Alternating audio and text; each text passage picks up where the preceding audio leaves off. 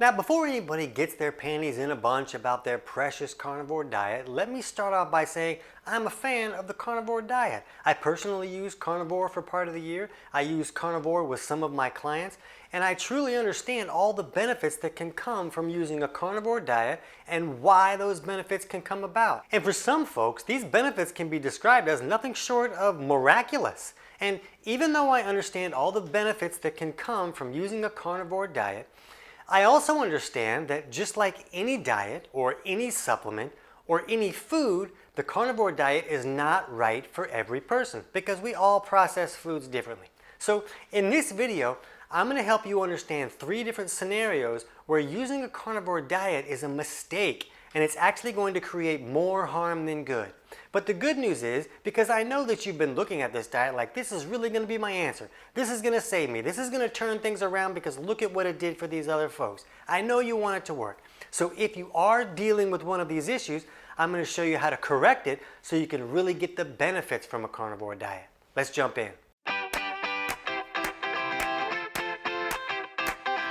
TC Hale is not a doctor and does not claim to be a doctor or licensed in any type of medical field. Don't be an idiot and use anything heard on the show as medical advice. This information should be used for educational purposes only, and you should contact your doctor for any medical advice. Now get off me. Now, to really get the benefits from a carnivore diet, the first thing we need to understand is that a carnivore diet is not magic. We're not creating all these health benefits because a carnivore diet is magical and mystical. It's changing the way that your body is operating, and it's correcting malfunctions that are going on. So we first need to understand that any diet that is restricting specific types of foods has the ability to create imbalances in the body. So it's widely accepted now that consuming too many carbohydrates too often can lead to insulin resistance and even type 2 diabetes. But the reality is that some people do great on a high-carb diet and it does not create those problems and everything goes great for them. So that helps us understand that not everybody processes foods the same way. We need to look at the individual instead of just looking at what all the cool kids are doing and thinking that that's what everyone should do. We need to look at how the person is processing those foods to know which foods are going to be more appropriate for them. So I'm going to help you understand some malfunctions that can be going on that can make carnivore very problematic. And I'm also going to help you understand some imbalances that could be magnified by carnivore. And I know that you're going to hear from your carnivore guru, oh, I've been doing carnivore for 10 years and there's nothing wrong with me and everything's great and you should just do it too. And the reality is that some people's bodies are operating in a manner that allows them to really thrive on carnivore while others are not. And in the same respect, someone could start off doing great on carnivore but have the ability to create imbalances over time. So problem number 1 is digestive issues. And I know that you've heard from carnivore gurus that, oh, if you go carnivore, you're going to correct all of your digestive symptoms. And the reality is that there's a variety of reasons that eating carnivore really can improve specific digestive issues. But for a lot of people, it's going to make things worse and it's not going to correct those digestive issues. And you're going to understand why in just a second. So when we eat food, our stomachs make hydrochloric acid, or HCl. And this HCl is meant to help us acidify that food so that we can break it down, especially proteins. And then once that food is acidified, it leaves the stomach and goes into the duodenum, or the first 10 inches of the small intestine. And that's when the gallbladder squirts this alkaline bile down onto that acidic product and helps us neutralize those acids. So when an acidic product from the stomach meets this alkaline bile, when those two opposite pHs collide, it creates a sizzle. And this sizzle is what helps us really bust that food apart and pull all the nutrients and minerals out of that food. But for a wide variety of reasons, some people don't make enough stomach acid. And for a wide variety of reasons, someone's bile can become too thick and sticky to flow correctly. So if either of those sides of digestion are not working correctly, then you don't get that sizzle and you don't really get all the nutrients out of the food that you're eating. So here's where this becomes really problematic when it comes to carnivore. Carnivore is a very high protein diet. So if someone isn't making enough stomach acid and they decide, hey, I'm just going to eat a pile of meat and that's all I'm going to eat, they'll do that and they will feel lousy because that meat will rot and ferment, and that rotting and fermenting will create toxins and gases and extra pressure and create all this bloating and other symptoms that can be very uncomfortable. But beyond that, if they don't have the ability to acidify that meat correctly, they can't break it down and get all the nutrients out of that meat.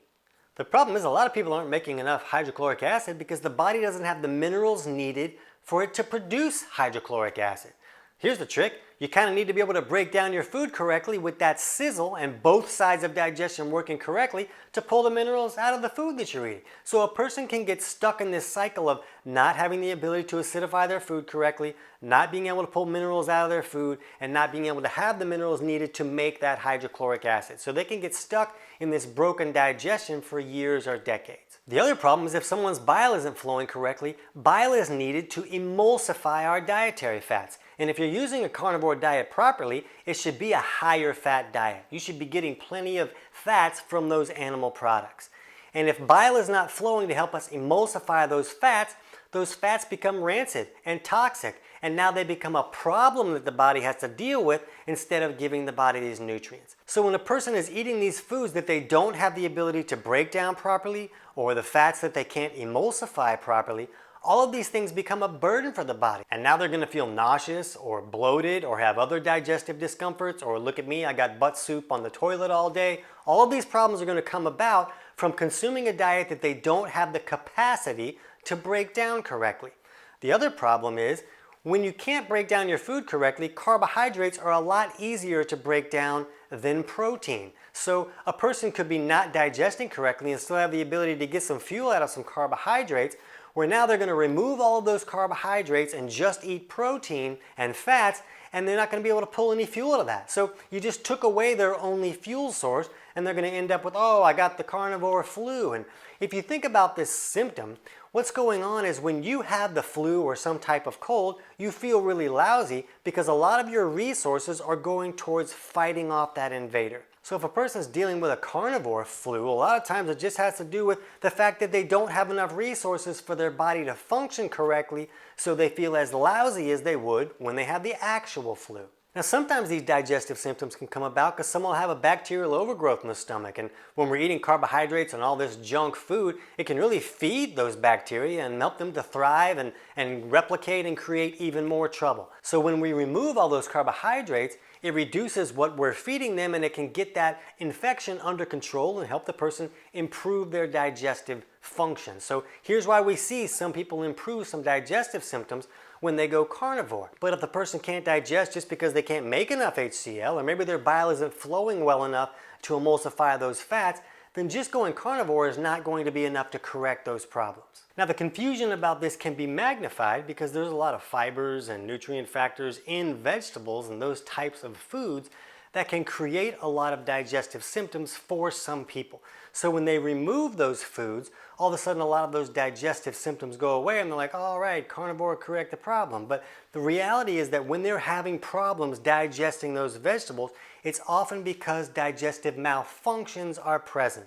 If they were making enough stomach acid and their bile was flowing correctly and they created that sizzle the way that they should, it would really bust the food apart into elemental nutrients that the body can use. But when you can't do that, then those nutrients still have an identity and they can create a lot of trouble for a wide variety of reasons. So when we remove those foods, the symptoms go away and we're like, oh, I fixed the problem. But the person may still need to actually fix the digestive malfunctions so that if they reintroduce any of those foods later on, they can actually digest them. So when someone's dealing with any type of digestive symptoms, whether it's burping or bloating or constipation or diarrhea or acid reflux or nausea, or maybe skin or even acne issues. These are all really strong signs that digestion is not working the way that it's supposed to work, and that either one or both sides of those digestion is not working correctly. So we like to see people correct these issues before they start a carnivore diet, because then they can really digest the food correctly and get the nutrients and benefits from the way that they're eating. So if you're dealing with any of those digestive symptoms, my book, Kick Your Fat in the Nuts, chapters 3 and 4, will walk you through figuring out which aspects of digestion are not working correctly, and if so, what steps you can take to improve those. And the book is available on Amazon, but I'm going to put a link in the description below so you can get the whole thing totally for free. And you can just jump right to chapters 3 and 4 and figure out if there's steps that you can take to set your body up to succeed on carnivore. So problem number 2 is low blood pressure. If you can look at your blood pressure and that systolic number, or the top number, is below 112, that's a really strong sign that there's not enough minerals in the system for the body to function the way that it should function. And what happens is when we go on a very low carb or no carb diet, we're bringing insulin down. And insulin coming down allows us to access stored fat for fuel and burn that fuel and really lose weight, along with all the benefits that can come from bringing high insulin levels and reducing all the inflammation that can create. The problem is when insulin is very low, it can also cause some people to pee out more minerals. So if a person already has low mineral levels and then they're going to bring their insulin way down and pee out even more minerals, they may pee out the small amount of minerals that they have. And then they're going to start dealing with issues like depression or insomnia or anxiety or insane cravings or fatigue or I just don't feel like being a human today. And all these symptoms that can come about when a person starts carnivore and really lowers their carbs can really be magnified if their mineral levels are less than optimal. So this is why we hear a lot about people needing to supplement with minerals when they do carnivore, but the reality is that it's not going to be enough for some folks. For some folks, you really have to fix digestion so that they can get the minerals out of the food that they're eating. When digestion isn't working correctly, it can even make it harder to assimilate a mineral supplement. So we really want to see the body work the way that it's supposed to work and get the nutrients out of the food that we're eating. A lot of times on carnivore, people are paying a little bit more for their food because they're eating a higher quality food. So you really want to get the nutrients out of that food. You want to digest it correctly so that you can use those nutrients. But if you go on carnivore and you're dealing with some of these low blood pressure type symptoms like the dizzy spells and the depression and all these things that we're talking about, then you know that you might need to take some steps to really correct any digestive malfunctions as well as lift your mineral levels, and then a carnivore diet would be more appropriate for you. Okay, problem number 3 is a low breath rate. So if you just set a kitchen timer for like a minute and then just count the number of times you inhale in that minute. Just try to relax and breathe normal and count only your inhales. Don't count inhale as 1 and exhale as 2, just count the inhales.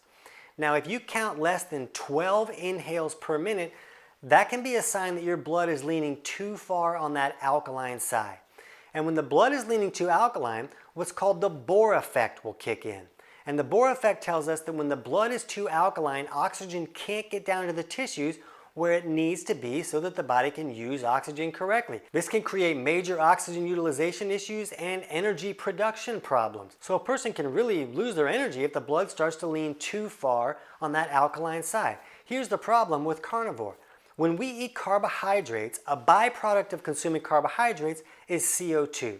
And CO2 is acidic and it helps balance out our bloodstream. So when the blood is leaning too alkaline, the body will slow the rate at which we breathe in an effort to hold on to more CO2 so the CO2 can help acidify that bloodstream, balance things out, and allow oxygen to get down to where it needs to be.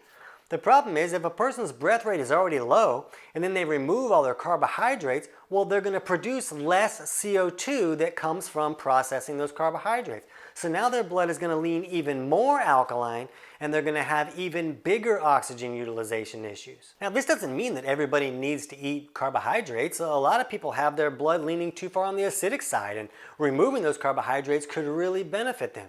But if breath rate is already too low and blood is already leaning too alkaline, removing all the carbohydrates can create a lot of trouble. Now some people will be able to drink some like carbonated water in between meals, not with meals, but in between meals. And that carbonation can raise the CO2 in the system and help balance out where their bloodstream is and keep that problem from being magnified. But you really want to know where your chemistry is. You really want to look at your breath rate and know if that's appropriate or if it's going to make things worse for you. But we like to see people improve any low breath rate issues before they start carnivore so that the carnivore is not going to create or magnify these problems. Also understand that the body's only going to create CO2 if you're processing carbohydrates correctly. If a type 2 diabetic is not processing carbohydrates correctly, they're not creating that CO2. So you shouldn't be a type 2 diabetic and think, oh man, I need to eat more carbs because my breath rate is low. No, eating carnivore is really a great way to correct insulin resistance. So just don't view being insulin resistant as a reason to continue eating a lot of carbohydrates just because your breath rate is low. You really want to fix that insulin resistance, and then you may qualify to eat some carbohydrates that'll help bring that breath rate up. And for some folks, they may be able to put effort towards correcting some of these problems, and they may be able to use carnivore great, or some people may need to cycle carnivore and maybe only do carnivore for part of the year, and then for part of the year eat in a way that would allow those imbalances to balance out a little bit so they don't create trouble. But it's really about understanding how to look at your body chemistry and monitor what's going on so that you can make changes when they're appropriate. It's really easy to keep an eye on your digestive symptoms or your blood pressure or your breath rate and understand if things are going well for you or if you need to make adjustments. The great news is that you can correct any of these problems and then really get the benefits that you're hearing about from a carnivore diet.